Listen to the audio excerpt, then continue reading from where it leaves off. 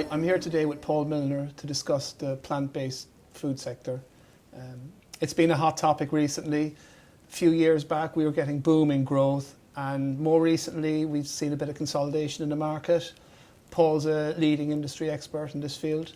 He was the MD for Samworth's plant-based food arm, Revolution Kitchen. And more recently he's been board advisory roles for plant-based companies in the UK and internationally. So delighted to have you here, Paul. Thank you, Dennis. Very much. Always a pleasure. Can you give us a bit of an update on the current state of the market? Yeah, it's as you say, it's going through a bit of consolidation at the moment. It's gone through a massive and probably unsustainable period of growth. Strong double-digit growth year on year, and that has reached a bit of a plateau. In fact, it's back by about 7 or 8% this year. But I think that's a blip in the road, and getting a bit more back to normality. I think the cost of living crisis has exposed some of the weaknesses of the category. It's a very premium priced offer, and I think as people have looked at their weekly available cash for spending on food, they're making decisions about what they can afford and what they can't. I think it's also exposed some of the more average products in the marketplace, and that's led to some of the casualties that we've seen. But if we wind it back a few years, the category was started 40, 50 years ago with Quorn, and Quorn's had a sort of very privileged position, maybe a little bit of Linda McCartney and Cauldron and some tofu and seitan-based products, but really it's had the category to itself for a long time. Come to 2018, 2019, investment started ramping up around the world. $800 or $900 million a year going into plant-based investment. In 2020, it ramped up again to $2.1 billion went into the sector, and that was only accelerated through COVID and the drive for more health or less harmful foods. And 2021, topped out at over $5 billion worth of investment in the category across the world. But it didn't stop there. Last year there was still $2.9 billion spent investing in the category. So it's not fallen off a cliff. It's not a fad. It's not a bubble that's burst. This is a long-term change in the food system, and it's a generational change, is my belief. And I'll go into why I believe that a bit later on. But even this year, where people, there's some doom mongers saying, "Oh, it's finished. It's a busted flush." Those that have gone out and raised money this year generally exceeded the expectations. They still call themselves a challenger brand. They've been around for a few years now. They're a really funky brand, but they're based on proper technological advances in the category and the ingredients and technology used to manufacture it. They went out and raised £15 million this year, so that's 35 million they've raised altogether. Within that 15 million was £1.5 million from ITV in return for £4 million worth of advertising spend. So not unique in that. Meatless Farms did a similar thing with Channel 4 a while back, so I hope it's more successful for this than it was for Meatless Farm. We've still got, it's an international brand environment we operate in. Huera, a Spanish brand that again have some really clever technology, particularly in the fats that they use, and the moistness and the eating experience of their products. They raised 40 million euros this year for European expansion, and then we've got other ingredient bases, so mycoprotein, which is a similar base that Quorn's made from, a spin-off out of Edinburgh University. It used to be called 3F Bio, have renamed themselves as Enough, and they've raised 40 million euros this year, and are building a massive fermentation plant over in Holland. Another Dutch business, Uniarmy, They're focused on producing whole cuts. Yeah. So, meat muscles or plant-based meat muscles.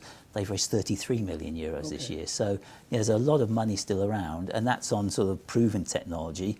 That's before we even get into the investment that's going into the likes of cell-cultured and lab-grown meat. And in the UK, we've got a pioneer of that, spun out of Cambridge University, renamed themselves as Uncommon, and they just raised $30 million to build their first pilot plant. So there's a lot of money going into it.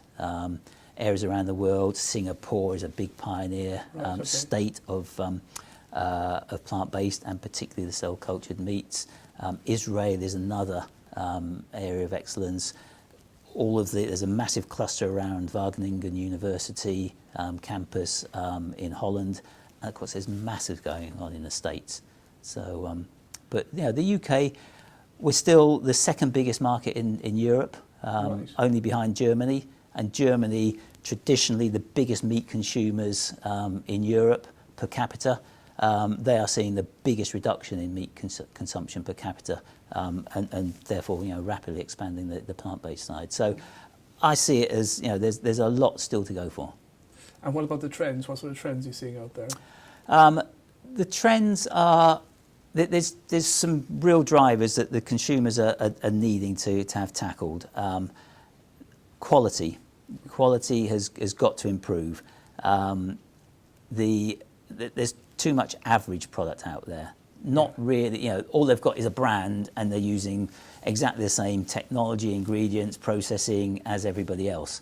And once that initial, those funds have been spent on the branding and the launch and the market support, once they run out, they're being exposed, and that's where some of them are starting to fall by the by.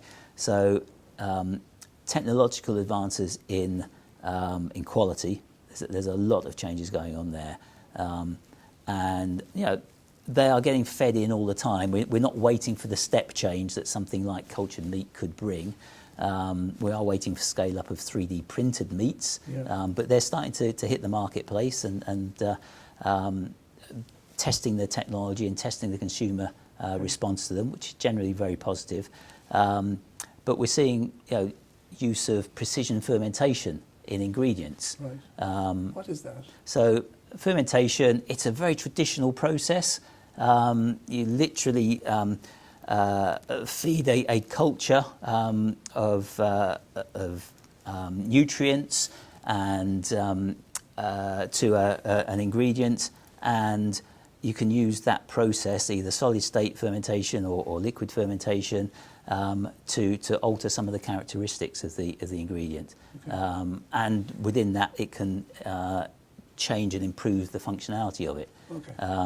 So it might change the melt point of fats. It might aid availability of the nutrient content within it.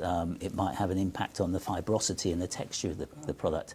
And there's a lot of R&D going into that functionality. So that whole focus on taste, texture, the eating experience is definitely an area that is having a big push at the moment. What about the challenges? What are the challenges you're seeing out there? The challenges are, as well as the eating experience, are predominantly price point.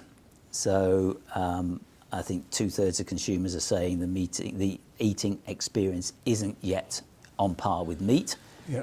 And as we're aiming for satisfying the needs of flexitarians and meat reducers, it's important that we do get that meat mimicry as good as possible. People say, well, why would a vegan or a vegetarian want it to be as meaty as possible? My argument is that's not the main market we're aiming for. If this is really going to scale, we need to be satisfying the needs of those who do eat meat and want to eat less of. So that comparison is really important. So there's that element, and then pricing and price parity, and that's going to come from a degree of scale. Meat has had generations of farming, farm support, agricultural subsidies to get to where it is. It's often sold, prime cuts of meat might be sold at 10-15% gross margin in supermarkets. Plant-based products tend to be sold as though they're convenience foods and with an expectation of a 40-odd% margin. Right. So the price comparisons are a long way apart at the moment. And the reality is that the subsidy situation and the scale situation are very, very different. Plant-based meats sell probably less than 0.5% of the scale of meat, animal-based meats. So it's a very uneven playing field. But we're starting to get on some own label retailers. Lidl in Germany, and I think another German retailers followed suit, are saying that they are price parity retails for plant-based products as the same as the animal meat ones. Okay. And Tesco's did a similar thing with their own label products as well. So are you able to make money with that? The retailers can. The manufacturers, I don't know many, apart from the established ones like Quorn, who've had 40 years, 50 years at it, and have got the investment already in place. There's not many that are making money at the moment. But even someone like this, they've changed their focus a little bit. They've realised they've spent money on getting market position and getting sustainable market position. Now their focus is on trying to get to profitability, and they predict by fourth quarter of next year they'll be in profit. Okay. With these challenges, any other ways of overcoming these challenges? I think it really is about scale. It's about market awareness. It's about encouraging trial. Okay. So there's a promotion element of getting consumers to pick your product above others in the category, because it's quite a confusing category to shop with all the brands there, and a shifting playing field. Brands come, brands go, and it does make it quite a confusing fixture to shop at times. So there's that brand awareness piece with the customers, but also that brand trial, that getting them to pick the product up and come back to it. But that experience has got to satisfy them. Yeah. So there's an awful lot of lapsed consumers, and their main reason for lapsing is a disappointment or an inconsistency. And 66% of them say, I don't buy that anymore because it didn't, that brand didn't work for me as well as the other brand, or didn't meet my expectations. So there's a real challenge on encouraging trial, but not disappointing people when they do. Okay. And what about the future? Where do you see the future for plant-based?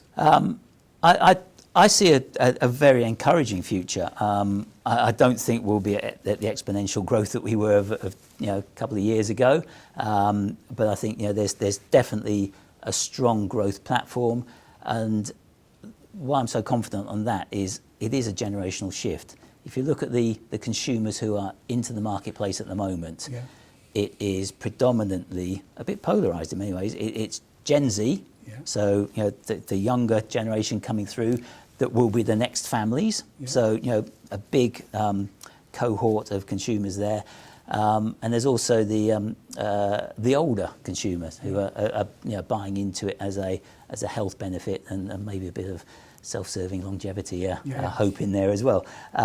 So as those Gen Z and the Generation Alpha that are following them, that are even more driven by better for the planet as well as better for me. I do believe it is really a generational shift that will come through, as long as we keep working on the technology that drives the texture, that drives the flavour, that meat mimicry experience, and there's some breakthrough step changes that are coming in the pipeline, whether it's fermentation, precision fermentation, whether it's the progress into cell cultivated, meat without the slaughter, as it's termed. I view it very much as sort of like electric vehicles at the moment. Electric vehicles might not be the end state. Whether that's hydrogen, I even saw Honda working on ammonia engines. It's part of the transition, and I think the products and the technology we're using at the moment are part of that transition. Okay. That was really insightful. Thanks very much. If you'd like to hear more from Paul, about the sector or any advice, please get in touch and we can line up a call. Thank you.